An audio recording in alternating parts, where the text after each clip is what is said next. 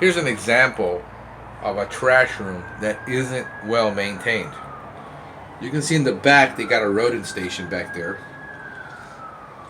There is overspill or overflow of food on the ground, but there is accumulated dirt that has accumulated through the years, and nobody is pressure washing this on a regular basis.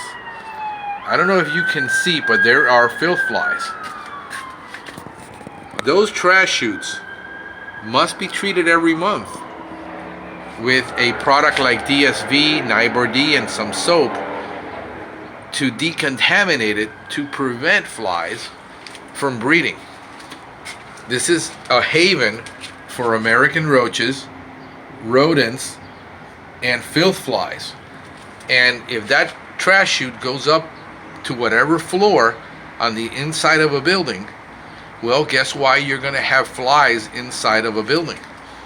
Because they're going and they're finding their way up. This needs to be cleaned and pressure cleaned at least once a month in order to maintain it. And the daily maintenance of this trash room to pick up the food from the ground, the overspill, and not leave it there on a daily basis by maintenance staff is a must.